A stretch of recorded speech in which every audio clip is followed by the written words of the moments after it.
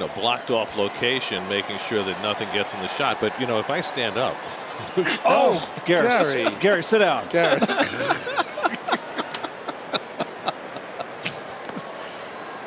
2-1 to Canna. All right, we're going to stand up here. See?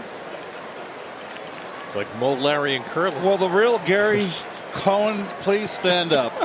Oh, yeah. So here we are again. The Mets stroking out.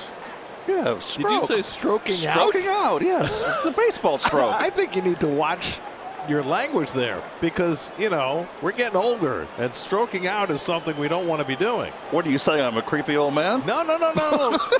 I think you're missing the point here. That's a baseball stroke. No, but from a medical standpoint, do you know what stroking out means?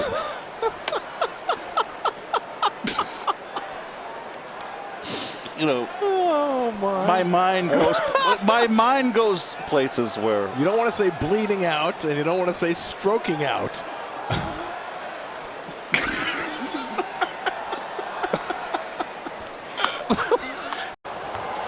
Maybe you're stroking out. you don't stroke out. It's not something to laugh at, really. It's a serious thing. I remember a lot of times I'd watch a guy swing and I'd go, God, what a nice stroke. Well, that's fine. Is there such a thing as a nice stroke medically? No, I think there are only bad strokes medically. I mean, there are mild strokes, but they're still not good. Pop foul backing out of play. We're getting silly. In our milestone today, What? we reached a milestone recently. Yeah. The Gary, Keith, and Rod Instagram page reached 100,000 followers. Is that a lot? I'm told it's a lot. And, I don't know how to post anything to Instagram. I don't know if you guys do, but things are posted there. I'm not exactly 100% certain what Instagram is for. Yeah. But apparently a lot of people like to follow us. Well, who posts the stuff? Because I can't. Well, you can't. I know how to post. What? Do you? Oh. So you're posting the stuff? Who do you think's been doing it? Oh. Oh, just what I thought, that he would be the most tech savvy in our booth. That's just the way I thought it was going to be drawn up.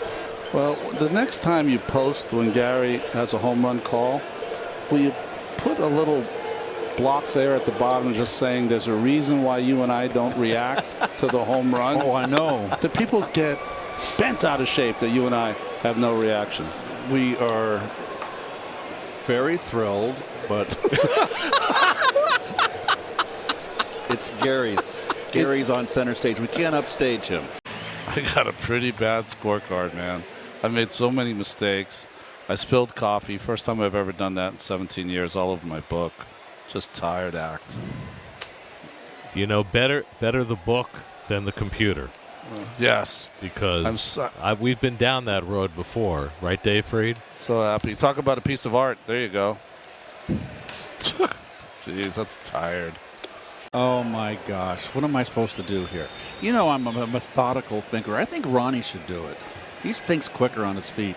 Johnny Cash, Pat Benatar, And? I've got the power. Can we bring that back up again? Bring that up again. Oh, what is this like? Hip-hop. Soler carves one foul and it's 0-2. Soler 2 for 3 last night. I've got the power. I don't know that one. I've got the power. Anyway, 2 walks or fewer. The heck with the stuff up top, folks. Just look at the bottom. That's the important stuff. I would have used that. I would have wanted darker blue, like Met blue. It says polar bear on the thumb. It said Gold Glove on mine. I know. We've heard. Wow. They should do it. They should do the Gold Glove things like like Ohio State does with the Buckeyes. Yes. For every Gold Glove, they should put a new logo on the glove. That would be. Right. That would have been a little crowded, wouldn't you think? Hashtag 11. Oh, what would Greg Maddux have done? We show you this shot, and you think, well, this is a pristine shot from some.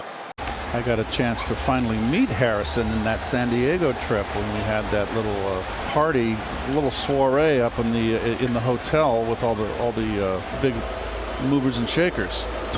You mean the sponsors? Yes. You mean the people who pay our salary? Yeah.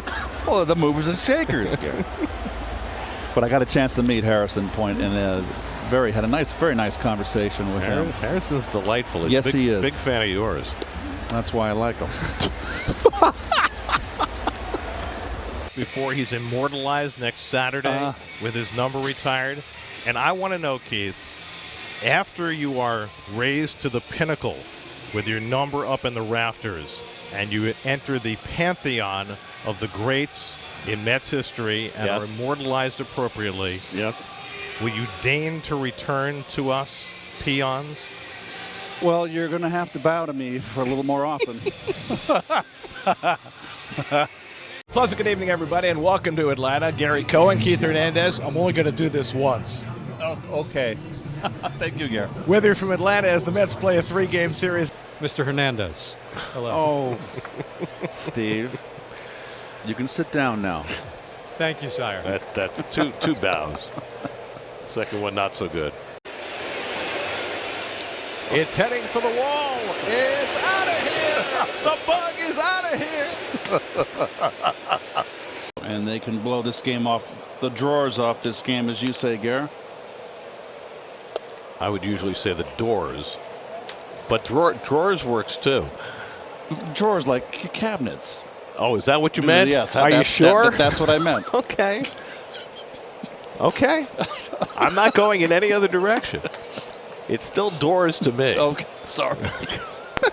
You're not going to claim that one? That's pulled down a third foul ball. It's 0-2 to Alonso. Sometimes those old things that we used to say in the clubhouse, they come out, and they're not, they're meant for the clubhouse. But they percolate. So that was not you with a malapropism? No, it was that not. was something you actually said that's what we said when you were a player? Yes. Okay, well, you should probably stay away from it in the booth. I would say, yeah. You would probably just grab. Even though I know you were talking about furniture, still. Yes.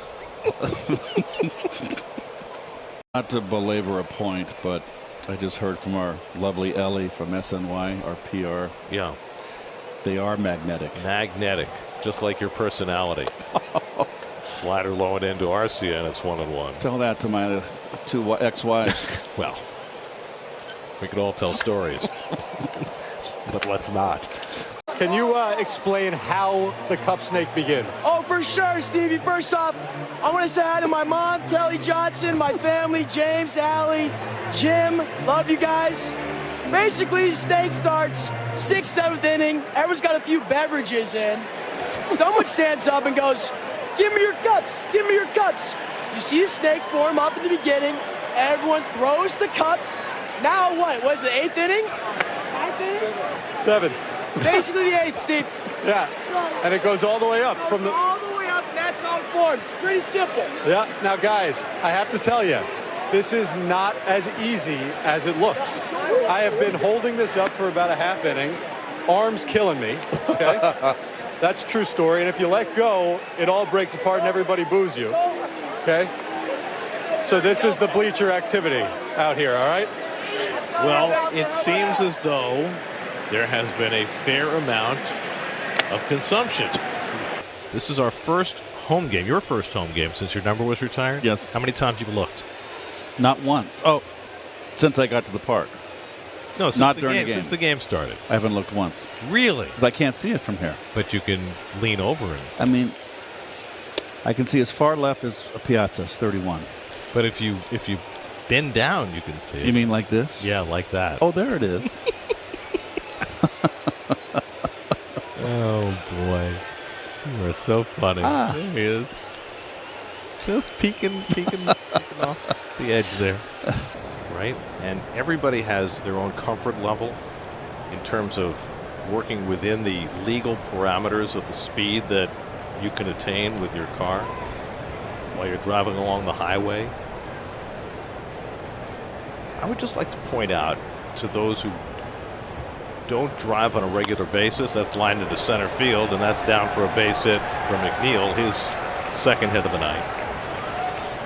You know, because on summer weekends, you have a lot of people driving who aren't always accustomed to being on major highways. They drive only occasionally, perhaps. So I'd just like to point out as a public service to those folks with whom we share the road that the left lane is designed for those who like to work at a more rapid pace within the legal parameters of what's acceptable. Right. So that if you're not someone who likes to move at a particularly rapid pace, could you move over to the right? That's the slow lane. That's my public service announcement for tonight. We love all you people who drive. Just, if you're not going to go fast, just stay out of the left lane. I am told that Jolly Olive is the partner of Jerry Blevins on his podcast. Oh, okay. Now, I don't know if Jolly Olive is really his real name. Oh, it can't be. No? Your parents name you Jolly. You go around your whole life, so people calling you Jolly. What's wrong with that? Suppose you had no personality in your name's Jolly. Well, there have been people who have been named Charlie, for whom their nickname was Jolly.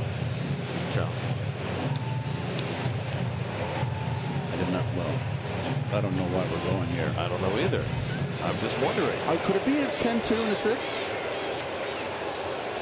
Anyway, we'll have to tune into Jolly Olive. Maybe we'll find out what his real name is, if it's not actually Jolly Olive. I think it's Jack.